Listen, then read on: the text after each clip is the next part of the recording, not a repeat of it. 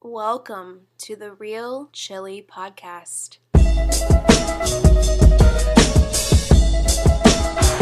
the Golden Eagles of Marquette University in Milwaukee are bound for the Final Four for only the third time ever. 5 seconds left. Marquette down by 1, trying to avoid the upset. Blue the drive, the left hand. It's good. 1 second to play. Vander Blue has put Marquette in front by 1. And I want to win every day as basketball players, as students, and I want to win every day, most importantly, as people. Welcome, ladies and gentlemen, to the Real Chili Podcast. I'm your host, Mike Lavender. I'm joined, as always these days, by my good buddy, Pete Mohan. Pete, how you doing? Doing great. Thanks. Pete, we've got a special treat for the listeners. We've got a special treat and a conversation for ourselves. Because, folks, we have John Fanta on the show today. If you're on Twitter, if you follow Big East basketball, if you follow Big East sports in general, I bet you've heard his name. I bet you've heard his voice, or at least seen his face on Twitter. John, thanks so much for joining the show. We're so excited to have you. Mike, Pete, great to be with you right in the heart of college basketball season. This is perfect timing, and there's never a bad time for Real Chili. Oh, well, we could not agree more. And John, I have so many things I want to ask you, and we want to get into some good Big East conversation. But I got to start with this because I saw you just tweeted this out just a little bit ago. We are not even halfway through the Big East men's basketball season, and there are a couple games tonight: Marquette and DePaul, and Providence and Xavier. If those games go the right way, we would be in a position where Marquette and Villanova are the only teams in the Big East without a losing record. And, right. And you know, these games need to be played. We need to see how that shakes out. John, did you see this coming? Did anybody see this coming? I think that we knew that it would be a year where the Big East would take a bit of a step back just because they lost 11 of their top 13 players from last year, 11 of the 13 all-conference honorees. So I think that we knew that it would be a retooling year. I don't know if anybody thought that we'd get to the stage where 8 of the 10 teams were under 500 in conference play. But look, this is a league where you've got to find a way to 10-8 because you're still going to get quality results along that way. I always kind of chuckle when people ask me, well, is 10-8 enough, or do they have enough quality wins? Look, if you're getting to 10-8 in the Big East Conference, then you had to get quality wins to get there because it means that you basically put together 2 5-4 stretches out of 18 games to simplify the math. But here's the thing. You've got a league where we thought it would be wide open, and it's not. The reason for that is the reigning national champions were getting underestimated. After they started 2-2, everybody freaks out about Villanova. They think, okay, well, they're not what they're going to – look, Eric Paschall and Phil Booth were not A-type playmakers on a consistent basis. That wasn't just going to suddenly flip a switch in November. Jay Wright comes off as superhuman with how successful he's been, but he's not a guy that's just going to change it overnight. Now Villanova's evolving. They get better as the season goes on, and it's Marquette right behind them, the Golden Eagles. My takeaway from them is they have really improved on the defensive end of the floor. They have the makings of a team that can go in the second weekend of the NCAA tournament, but after them, it's a complete mystery. I have no idea who the third best team in the conference is right now, and I will say to you guys, nobody would have said that in the preseason. We would have had a couple of candidates. Right now, I'm not sure who that candidate is.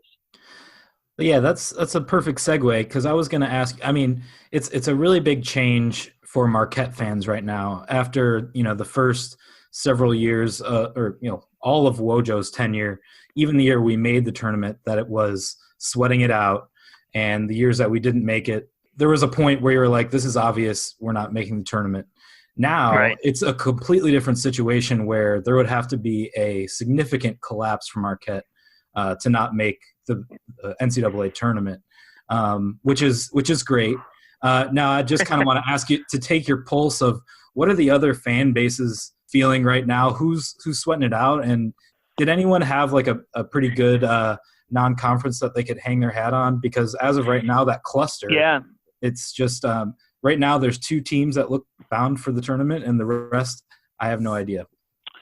Let's break it up into a couple of groups. Number one, the fan bases that are disappointed in their team. I would say the combination of Butler, Creighton, and Providence fans, because those 3 teams combined in Big East play are 6-12. Think about that. Creighton, Providence, and Butler. 3 teams that made the NCAA tournament last year. 3 teams who have been to the NCAA tournament traditionally in the reconfigured Big East. Those 3 teams are a combined 6-12. Their fans are disappointed. They're still hopeful that a run can happen. You hope a February run can happen. But look, guys, in this conference right now, it's going to be very hard to get road wins. You've got to hold serve at home, but the home teams haven't done well. Home teams are 17-14 thus far in Big East play. Just 17-14. That is mind-boggling, in my opinion. Okay, so that's the first fan base. Fan base number 2, the fan base that can hang their head on their non-conference, Seton Hall. Seton Hall has a neutral win over Kentucky, which keeps getting better. And they have a road win at Maryland. Maryland has lost just once since December 22nd, and it came the other night at Michigan State. No shame in that. So you've got a Seton Hall team that put together a really strong non-conference and just needs to go 9-9, in my opinion, to make the NCAA tournament, because their non-conference strength of schedule is top 15 in the country. If you have at least 18 or 19 wins and you have a top 15 strength of schedule, you're making the tournament. You are making the tournament. The third group, let's say, sweating it out, St. John's. They didn't schedule anybody in the non-conference, but they're 15-4 on the season, but they're 3-4 in the Big East. They're going to be sweating it out because they need to be 10-8, I feel, at the very least, to make the NCAA tournament. I think I'm right there with you on that analysis. And, the one thing that St. John's does have going for him is Shamori Pons. Obviously one of the best players, and Marquette's seen the wrong side of Shamori a few times over the last couple of years. I want to hear your take, essentially, about the best player in the Big East battle between Shamori and Marcus Howard. Break that down for me. So here's the thing. The best player in the Big East at the moment is Marcus Howard. This kid is as good of a scorer as anybody in all of college basketball, and the team success matters to me. Team success breeds individual success. I always say that to players when they ask, what's it going to take for me to get player of the year? Marcus Howard is just such a high-volume scorer, but look, on a Marquette team that's got 3 top 15 wins, he has balled out in all of those wins. And this is a kid that has the duties of ball handler at times and has to be able to score it as well. He's got a lot on his plate. That's not to say Shamari Pons doesn't have a lot on his plate, but I would say Shamari Pons has the best 4 guys around him in a starting lineup in the Big East. Not that Marquette doesn't have that with Marcus Howard, but St. John's has the best starting 5 on paper in the Big East. So that's why I sit here and say I would give it to Marcus Howard right now. Pons is the better finisher at the rim than Howard. Pons has more versatility to his game, but nobody scores the ball better in the Big East than Marcus Howard, and Marquette's had more team success. So I would give it to Marcus Howard, but here's what I will say, guys. A lot of season left, and the coaches like to vote for the player from the best team. If Villanova were to go 17-1, 16-2, 18-0, who knows? Maybe just maybe a Phil Booth wins Big East Player of the Year, or at least wins Big East Co-Player of the Year. And you may sit there and say, that's crazy. He's not as talented as Pons or Howard. But this is a Player of the Year award. We've seen Co-Player of the Year. Chris Dunn and Ryan Arcidiacono did it together one year. And Ryan Arcidiacono was not as talented as Chris Dunn, but the coaches vote on this award. And they vote for winning players from winning teams. So that's why I don't rule out a Villanova player quite yet. But I would give the edge to Marcus Howard thus far from Marquette, because I think that he scores the ball better than anybody. He has to do so much for that team, but he does it, and he makes it look incredibly easy. I give him the slight edge. He's put together some stronger performances as well, with the 45 multiple times and then the 53. Yeah, I just wanted to, while we were kind of on the topic, talk about Villanova and Marquette, because I think that the Big East did a good job in scheduling and saving those 2 matchups for later on in the Big East season, build some momentum around that game. At this point, I think both teams are fairly evenly matched, actually. How do you see, break down that matchup as we look onto those 2 games? Oh, Marquette has been really, really strong defensively at home. They're among the top defensive teams in the Big East. I mean, going into this podcast, Marquette leads the Big East in field goal percentage defense. They're allowing teams to just shoot 40% from the field, and that's in the 30s at home. And Marquette's allowing teams to shoot less than 30% from three at home. So they're making it hard for teams to score on them. And guys, you can both agree with me because you're passionate Marquette fans. How was your offense last year and the year before that? How was your offense? It was terrific. Yep. And how was the defense? Don't ask me that question, John. I don't want to have to take it outside. It's a tough question. We've buried that but body. But that answer, burying that body has produced a Sweet 16 life. By burying that body and having that funeral, you've had a rebirth. And the rebirth is what Steve Wojciechowski was as a player. Now you're seeing it as a team, and you're seeing it especially at home. So I think Marquette's evolution defensively is what gives them a different edge to them. It's what gives them that top 12 edge that we're seeing in the AP poll now. Marquette Villanova is going to be extremely compelling. It's tough to say who has the edge in that matchup. I think that we could very well see the home team win in both those matchups. It comes down to star power. I mean, can Marquette limit either Pascal or Booth? And if they can limit one of those players, then they got a pretty darn good shot to not only win one, but win two over Villanova. That two-headed monster has been unstoppable thus far, though, in the Big East. They're both averaging 20-plus points per game. Well, you guys are talking about this Big East Player of the Year, what that may look like, Shamori, Marcus. You can throw some other names in there. Just watching Pascal in Villanova last night and what Pascal was able to do down the stretch at Butler, a big road win for Villanova to continue their streak. He's an impressive candidate for that as well, depending on how Villanova goes down the stretch. And, I think this point, we've talked about it a lot on this podcast, John, and the defense obviously is the difference for Marquette. Even Steve Wojciechowski at the beginning of the year and some of the interviews that he conducted was pretty frank in that he knew that was the thing that needed to change. And I think it's been driven by Theo John because, John, you talk about that attitude. You talk about that physical presence. He's the guy that's been able to bring that. And I think that is why him and Ed Morrow, and that is what gives me as a Marquette fan some confidence, some reasonable degree of confidence that this isn't a mirage. Yeah. It's not a mirage because I think if you're relying all on offense to get to 6-1 in the league, then that can be a little bit skewed. But when you're doing it with defense, that's something. When you're doing it with both offense and defense, that's something else. Theo John leading the Big East with 2.1 blocks per game with 40 blocks on the season. Here's my thing, though. Marquette still has to show me that it's not a mirage on the road. I think this Saturday's game at Xavier is huge. And you may sit there and say, well, it's Xavier. You look at Xavier's record, they're 11-8. What do you mean? Well, here's the thing. The Musketeers are a really tough out at Cintas Center. And Marquette has to go in there and show their dominance. This is an occasion where Villanova gets taken for granted. When they're facing a team that has lesser talent than they do, when they're facing a team that just doesn't have what they have, you have to go ahead, and if you want to win a Big East regular season title, you got to win on the road. You've got to win on the road. And the way the Cats are playing, you probably got to go 14-4, 15-3, who knows.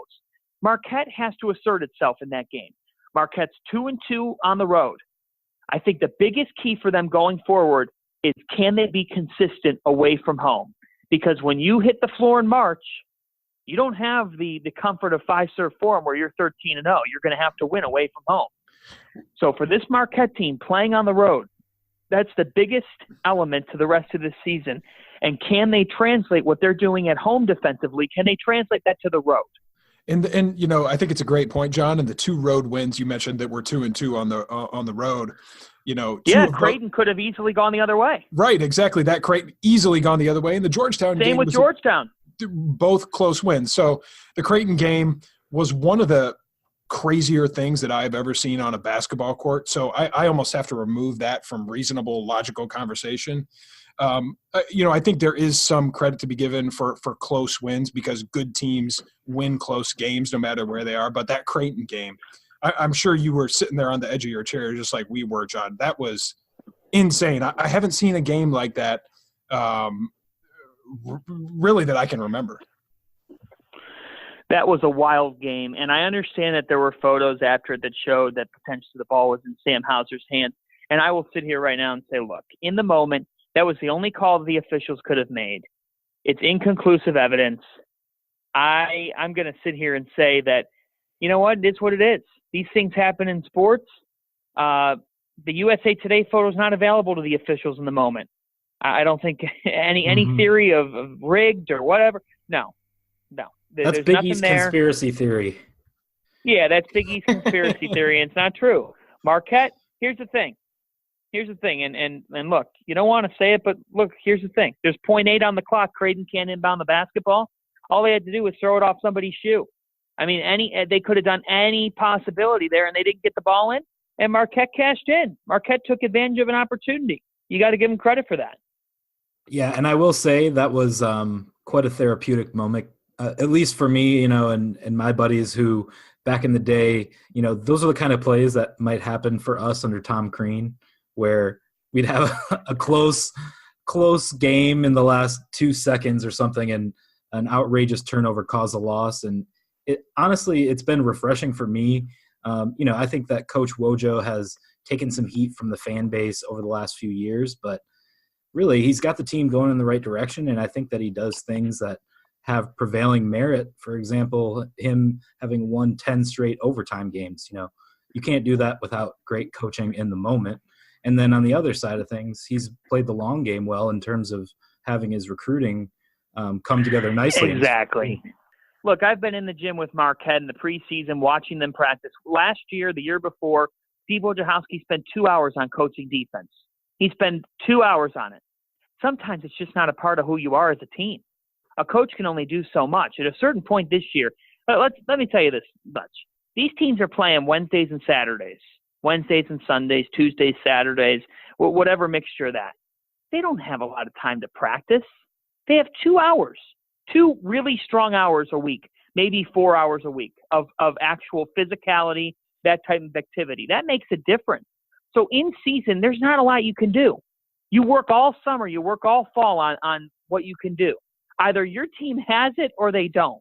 And I think Steve Wojciechowski's team has more of a defensive pedigree because of the reasons what you just said. You made a great point about Ed Morrow and about Theo John. Those players have brought more of a defensive pedigree.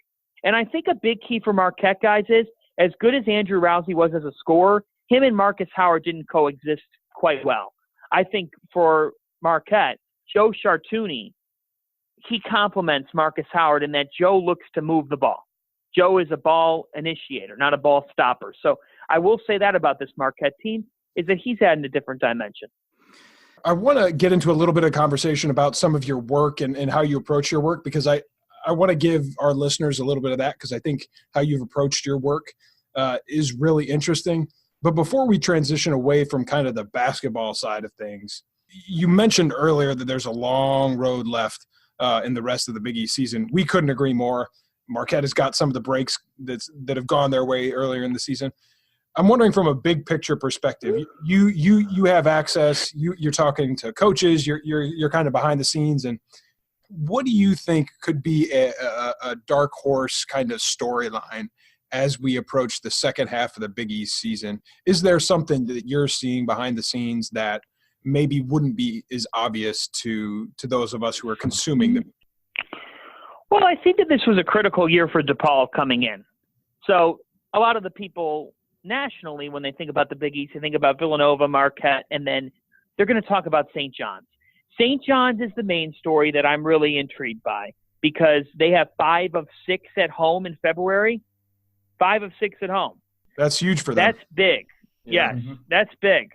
So for St. John's, that's going to be a big stretch. But for DePaul, this was a critical year for Dave Leto and his job status. I think that for the Blue Demons, it's a year where they were looking to make some progress because they have not been able to do that. So for this coaching staff and for who they are as a program, this is a year for them that is critical. And for DePaul, they're 11-6. They're 3-3 in the Big East.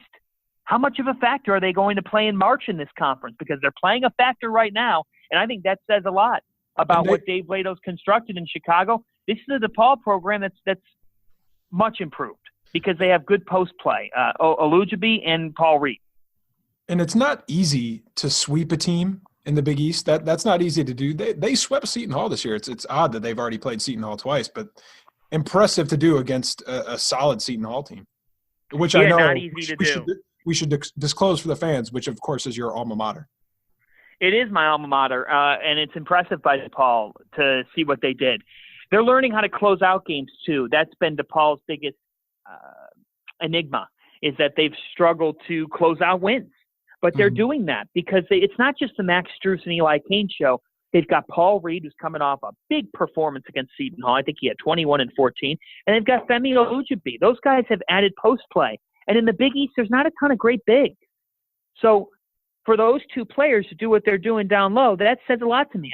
I really think that this DePaul team is kind of the sleeper storyline because people don't typically associate DePaul with Big East discussion, but you got to start to do it because this team is playing like a team that can contend for a top 6 spot in the conference and avoid playing on Wednesday night.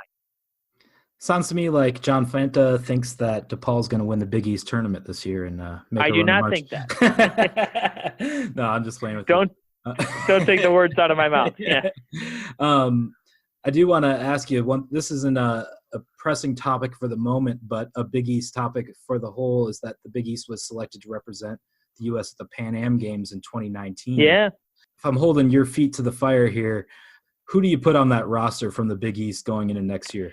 Ooh, interesting question. I think that Marcus Howard's going to stay at Marquette. Just my take. So I would have Marcus Howard be my star player. I think Miles Powell of Seton Hall is one of the players who will be on that team. I think Alpha Diallo from Providence is a good physical player. Watch out for Nate Watson at Providence too. I would expect Ed Cooley has multiple players on the team. That's just my take. Paul Reed. Paul Reed from DePaul is a player who I would consider. So those are just a couple of guys. Xavier, I'm not sure yet. Maybe a Paul Scruggs, maybe a Quinn Gooden. We'll see. If Kamar Baldwin's back for Butler, I think you got to put Baldwin on the roster. So that's a good sampling there. But hopefully Howard and Powell return for their respective teams because they're the stars. Shamari Pons has gone to the NBA after this season. Let's say you got room for one more Marquette player, and it's Sam Hauser, Joey Hauser, or Theo John. Who do you add to the roster? Well, I don't think Theo John does enough offensively for me to put him on the roster, so I would sit here and say Sam Hauser. Good answer. Yeah, and here's the other thing. Sam's the older brother. Older brother gets preference. Older brother does, but man, I tell you what, we have been impressed with Joey. That kid has got poise. He's going to be a good one. He's going to be a good one. Yeah, he's got cojones. He's got toughness. He's got real chili beans, if you will. Oh man, John, I can tell already you're going to be a friend of the pod. So with the time that we have left, one of the things that has stuck out to me, and I was actually just talking with Pete about this before we jumped on, is that if I'm thinking back to some of the Big East media, whether it's on not individual people, but just work that's been done over the past handful of years, either that's available on different platforms, online, on my phone, on Twitter, you have somehow been able to cut through some of that noise and get through to people. And I know I'm really not sucking up to you because I'll tell you what, when we had a little Twitter back and forth, our account did, and with you to invite you on the show.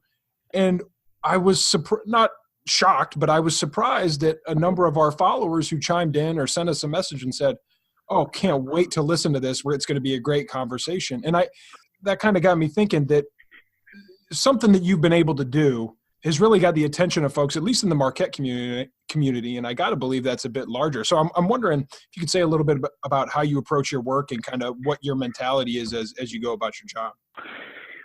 What I try to do is be a better person than I am a broadcaster.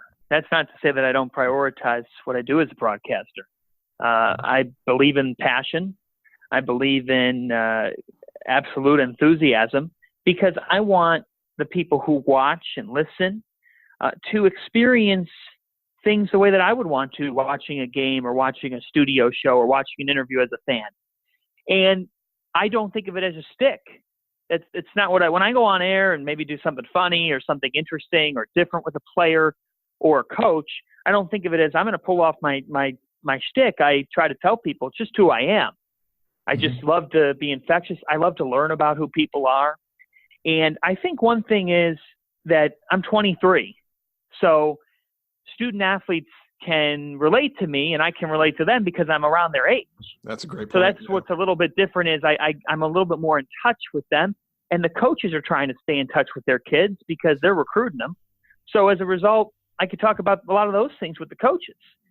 So for me, it's all about just being who I am, because people don't want someone who's fake. They want someone who's genuine. Right. So you can do your homework. You can haul your, you know what, you can haul ass. You can do whatever it takes to get something done. But if you're not doing it the right way, then what's the point? So for me, out of college, I was looking at opportunities of what I was going to do with my career. And the East, extended an offer, said, hey, we're putting in a studio here in New York, and we'd love you to host a show about Big East basketball. And for me, I get a love every time I sit down with a player, coach, any interview, any show we do, any game that I'm on. I've started to do some games for Fox this year. I did a couple men's games and a good amount of women's this year. Hopefully a trip to Marquette for a Fox game down the road. But for me, it's a love that I have for this league, and it's a love that I think I just grow. Every time I think about this league, it culminates at the best building in the world. You know, I don't think that's fake. I think it's real. When you walk into Madison Square Garden and you get to call that your home for a week, and working with the conference, it really is true. I mean, we get to take over that building. That it gives me chills. It gives me goosebumps. So why would I ever not want to do that? I'm very blessed. I'm very blessed to have the opportunity to do this. I think you're right in that people know fake, and people can see fake really quickly. And look, we're just some guys who love Marquette basketball and figured we'd start a podcast and do it for a number of years. Right. But if you look across media, I think you see a lot of people at levels much higher than we are doing something similar, where they're saying, hey, look, I love this team, but I'm going to talk about the league as a whole. I'm going to talk about the NFL. I'm going to talk about the NBA as a whole, because it's more real. People want to know where you're coming from. And so I think we've all collectively tapped into something where you can be a fan of a particular team and acknowledge that and still have some degree of bias while still being great at your job and being real and being authentic. And I think that seems to be what people want these days, which is a good thing. Yeah, it is. It is. And I think for me, I wouldn't do this job if the Big East just put a mouthpiece on me and said, here's what you're going to say. And I think a lot of people sometimes will say, oh, you do a great job of promoting the conference. And look, I work with the conference's digital network. Right. And I do a lot of the work for them. But I will seriously say that when I map out my shows and interviews, I have no one saying you should ask this or you need to be asking this question. I legitimately do all those things myself, and I love the autonomy of it. I really do. You want to know. Love. What's that? You just want to know. Exactly. So it really comes down to, for me, it's telling those stories, but it's also doing it, while also telling the news. If there's an injury, if there's something with a team struggling, there's a point to ask the question the right way to a coach or player. So that it's very important to do that. So I do love this job, and I look forward to telling them many different stories. I think the fans are important to the Big East Conference. They're the most important thing.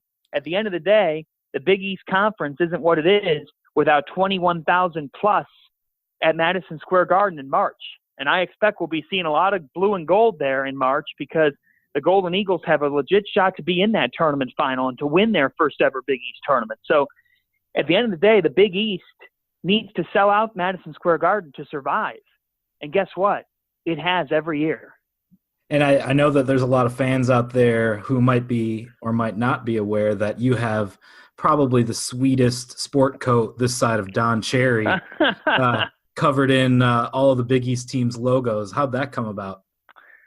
That came about through one of my digital bosses, and he knew a guy who was with a company that made those types of suits. Yeah. And he actually was a Seton Hall alum. He had made a Seton Hall jacket, so we contacted him about making a Big East one. Next thing you know, 30 Big East suits came to our door. Now, someone claimed that they saw one of these suits at a knockoff thrift store on a mannequin a couple months ago, which kind of like where are these suits? But we need to get more. We need to get more of them because I know how interested people are in them, and I'm sure that they would sell. I'd buy one. If you're ever looking for a side. Yeah, where's the Golden Eagles one? Yeah, exactly. Where's the Golden Eagles one? There should just be one with like a bunch of Sam and Joey Hauser faces. You know, we have been thinking about venturing into the merchandise business, so maybe that'll have to be our next foray. Real Chili should already be sponsoring. I totally agree. I got one more question for you, John, before I send it back to Mike. In that, okay, who do you think is going to make it further in the NCAA tournament, the Marquette men's or women's basketball team? Ooh. Tough question. Well, I'm going to say Marquette women because I legitimately think that the Marquette ladies could be a Final Four dark horse. Wow. That would be incredible. Yeah, I mean, they have 5 1,000-plus career point scorers. They are poised as ever. They have everything that you would want in the team that could make a deep run. So I think Marquette men, with Marcus Howard coming back, I think next year the Marquette men are a preseason top 10 team. They're that good. I mean, they're number 12 right now. Yeah. So with everybody back next year, I think then you're talking about the things that we're talking about the ladies right now. Then you're talking about it with the men. So that's what I'll say. All right, folks. Well, that is going to do it here for us in our conversation with John. John, thanks for joining the show and taking time out of your busy schedule. Appreciate you doing that. Any final thoughts from you before you depart into the next game or the next interview, the next thing you're on to? February 9th, game of the year, coming out to Milwaukee the day before. I'll be in town that night before for any Golden Eagles fans. Marquette, Villanova could be a top 15, top 10 showdown. Fiserv Forum is rocking. It's the best building now in the Big East Conference. You guys have an incredible scene for Big East basketball, and I have a great appreciation for Marquette fans, and I think that this is your year. This is your year to make some serious strides. Really excited for you guys. And my last words would be, hey, just know that my door is always open at John_Fanta on Twitter. If anybody has a message, if anybody wants to tweet away, I'm more than receptive to anything and everything. That's what it's all about, is fun engagement. But we are taking our shoot-around show on the road February 9th for Marquette and Villanova. We're going to do a show live from the Fiserv Forum before the game. Oh, terrific. Well, we will be sure to, share that with our followers and make sure that gets out there. But folks, do give him a follow, John_Fanta on Twitter. You can see him, I think, on the Fox Sports app on your phone. If you have that, access some of the content there. It's a breath of fresh air. John, thanks so much for joining the show. Appreciate your time and look forward to talking to you again in the future. Yeah, let's do it again, guys, with the Golden Eagles marching this March. Fully expect to be back on the Real Chili Pod. We got more to talk about. This season's just getting started for MUPB. Thanks for tuning in. We'll talk to you next time here on the Real Chili Podcast.